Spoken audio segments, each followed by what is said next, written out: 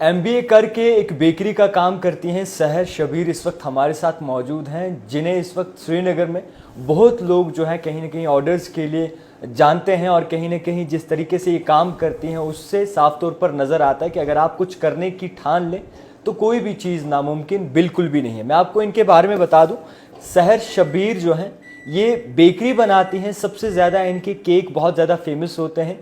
MBA इन्होंने किया है, अब एमबीए करके इस पर कैसे शिफ्ट हुई, क्या सोचा, वो इनसे जानने की कोशिश करेंगे। खैर बहुत शुक्रिया सहर वक्त देने के लिए। आपसे सबसे पहले जानना चाहेंगे कि एमबीए और बेकरी बिल्कुल डिफरेंट है, सो क्यों चुना आपने ये काम? अस्सलाम वालेकुम। वालेकुम सलाम। मेरा नाम सहर शबीर है और लोग मुझे अल-ज़ैतूनी केकरी बाई सहर के नाम से जानते अच्छा। हैं। जी जी। तो ये जर्नी, केक्स की जर्नी आज से 4 साल पहले ड्यूरिंग कोविड-19 पेंडेमिक से स्टार्ट होती है। When I had a plenty of time to try my hands on something, I was trying to explore the creative side. कि मेरा क्या creative side? I tried my hands on painting, this, that. So one fine day, one of my cousins ordered a cake from me. Ordered not, मतलब उन्होंने ऐसे ही बोला कि cake बना दो. So as a layman जो भी मैं वहाँ तब बना सकती थी तो मैंने वो बना दिया। तो उसके बाद ऐसे और एक फ्रेंड ने अप्रोच किया, मैंने इंस्टाग्राम पे एक छोटी सी स्टोरी डाली थी कि मैंने केक बनाया है, एज़ यूजुअल जो हम सब करते हैं। तो मुझे लगता है सारा फिर इंस्टाग्राम की वजह से ही जो भी मैंने पुश मिला वो सारा इंस्टाग्राम की वजह से मिला। तो फिर ऐसे ही चलता रहा। फिर जब कोविड थोड़ा ठीक होने लगा, फिर मैं तब बीबीए कर रही थी इस्लामिया कॉलेज से, तो फिर मैं बैक टू स्टडीज़ फिर वापस शिफ्ट हो गया। तो बट बाय साइड मेरा इतना तब तक ग्रो हो चुका था कि मतलब मैं चाहती थी कि मैं अब इसको as a career option opt करूँ। हाँ जी जी जी। तो बट तब बहुत डिफ़िकल्टीज हो गई just to manage the college studies and the bakery all together. और ये सारा होम बेकरी मतलब घर से ही शुरुआत हुआ। हाँ हाँ बिल्कुल।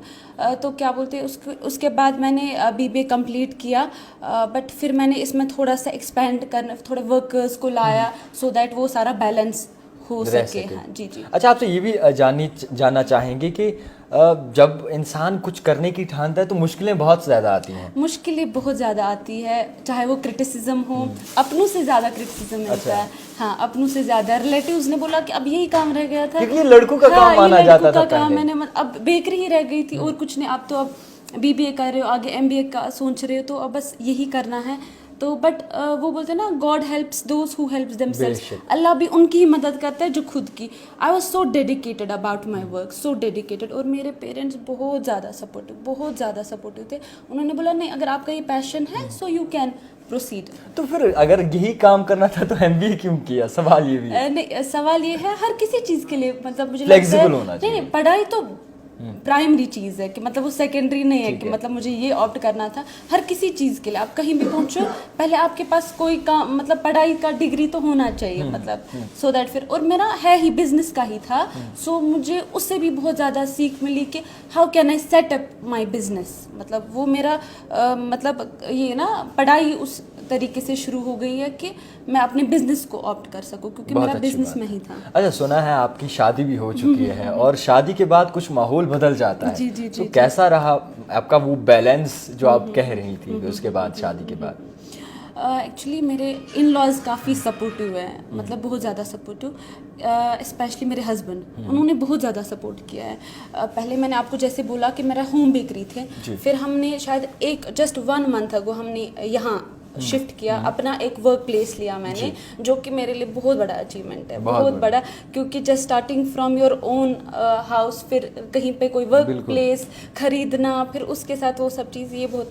बट इसमें मेरे पेरेंट्स और हस्बैंड का बहुत सपोर्ट रह चुका है, बहुत ज़्यादा। अच्छा, आपसे ये भी जानेंगे तो जिस तरीके से आपने इस पूरी जर्नी के बारे में बताया, तो कोविड ने आपको लगता है कि काफ़ी लोगों को कुछ सिखा दिया?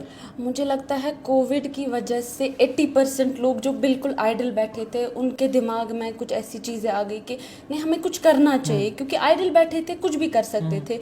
और सबसे बड़ी बात, we should believe in ourselves कि हम कुछ कर सकते हैं। अगर खुद में कॉन्फिडेंस हो तो इंसान कुछ भी कर सकता है। पहली केक आपने कितने में बेची थी? आई गेस 300 क्या किया था 300 का?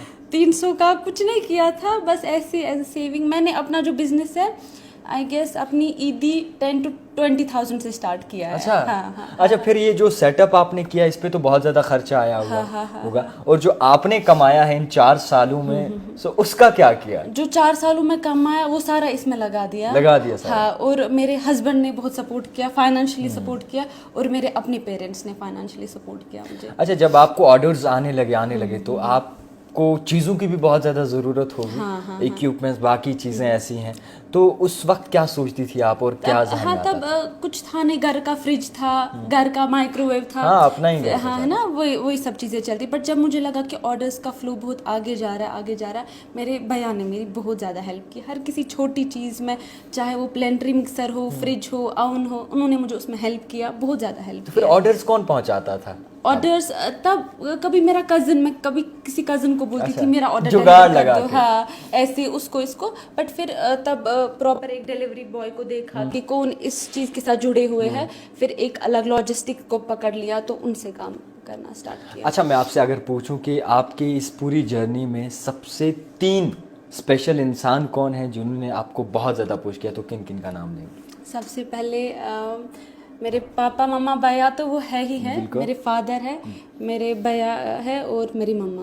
वो तो घर से जब स्टार्ट करना, क्योंकि जब अपने घर के किचन से स्टार्ट करना है तो मम्मा को बहुत हिंड्रेंस आती थी, क्योंकि ये जो काम है ना, ये बहुत मेसी काम है, इसमें बहुत ये वो साफ काम नहीं है, ये बहुत मेसी काम है, और घर के किचन से वो बहुत मुश्किल है। और पापा मेरे लिए रॉ मटेरियल आते थे, ऐसे भैया मुझे फाइनेंशियली भी थोड़ा सपोर्ट करते थे।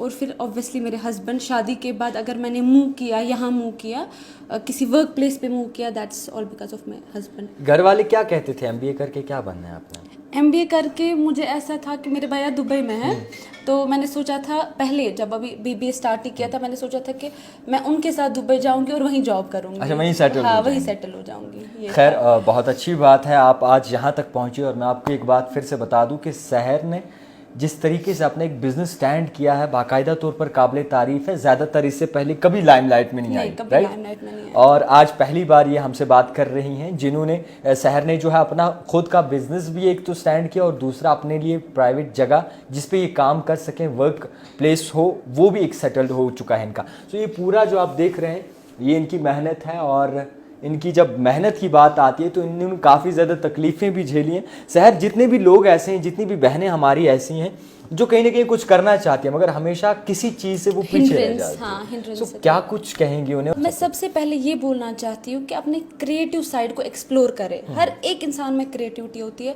और हर दिन हमें अपॉर्चुनिटीज़ मिलती है, बस उसको ग्रैब करना, मतलब वो है। और जब आपको अपने ऊपर मतलब वो कॉन्फिडेंस होगा, तभी आप कुछ कर सकते हो। जब आप पहले बोलोगे नहीं मैं ये कर नहीं सकती हूँ, पता नहीं लोग क्या बोलेंगे, क्योंकि ये सब सेट होता है दिमाग में कि वो क्या सोचेगा। बस अगर आपको लगता है कि आप कुछ कर पाएंगे तो, और पेरेंट्स से सबसे ज़्यादा ये रिक्वेस्ट है कि उनको सपोर्ट कीजिए। अपने बच्चों का जो पैशन है, वो जो फॉलो करना चाहते हैं, कभी कोई होता है कि मतलब किसी चीज़ में इंटरेस्ट होता है, चाहे वो क्रिकेट हो, कुछ हो, बट उनको थोड़ा पुश करना चाहिए। बिल्कुल सही बात है। एक बात और है यहाँ पर, आपने सोशल मीडिया का इस्तेमाल अपने बिजनेस के लिए किया। आजकल कई सारे ऐसे लोग हैं, नौजवान पीढ़ी है, जो सोशल मीडिया के इस्तेमाल बाकी चीज़ों के लिए करते हैं। तो क्या कहेंगी इस थ्रू आप? मैं ये कहना चाहती हूँ कि जो टाइम है वो यूटिलाइज करें एक अच्छी चीज़ की ओर, रादर देन कि आप कुछ ऐसे बेकार में इंटरनेट पे, जब मतलब ऐसी इंस्पिरेशंस मेरी भी कुछ रह चुकी है कि जिनको मैंने देख के सीखा है कि नहीं, है ना। फॉर एग्जाम्पल फराह टैंकी है, जिन्होंने केक का बिजनेस यहाँ स्टार्ट किया है, फराह टैंकी, मतलब मैंने भी उनसे देखा। मैं भी ऐसे बैठ के रील्स यूज़ कर सकती थी ऐसे, बट अगर हमारे पास ये एक ऐसा टूल मिला है कि हम अपना कुछ कर सकते हैं, तो हमें उसको अच्छे क्रिएटिव वे में यूज़ करना चाहिए। बहुत बड़ी बात है। तो फिलहाल के तौर पर मैं आपको बताना चाहूँगा कि सहर शबीर इस वक्त हमारे साथ मौजूद थे। बड़ी ही फेमस केक बनाती हैं, जो कि पूरे श्रीनगर की आवाम इनके केक पसंद करती है। अगर आपसे किसी ने ऑर्डर वगैरह करना हो तो कैसे कर सकता है? आप सिंपली इंस्टाग्राम से कर सकते हैं under the name Al Zaituni Kakri by Sahar Shabir, या आप सिंपली कॉल और व्हाट्सएप कर सकते हैं ऑन 7006233537। खैर, बहुत शुक्रिया वक्त देने के। तो फिलहाल आप भी जज्बा रखें, जुनून रखें और मेहनत करें। एक न एक दिन, एक साल नहीं, 2 साल नहीं, 3 साल नहीं, 4 साल, कुछ वक्त ज़रूर लगेगा, मगर एक दिन कामयाब ज़रूर होंगे। फिलहाल के तौर पर देखते रहिए द टाइपराइटर जावेद खान के साथ।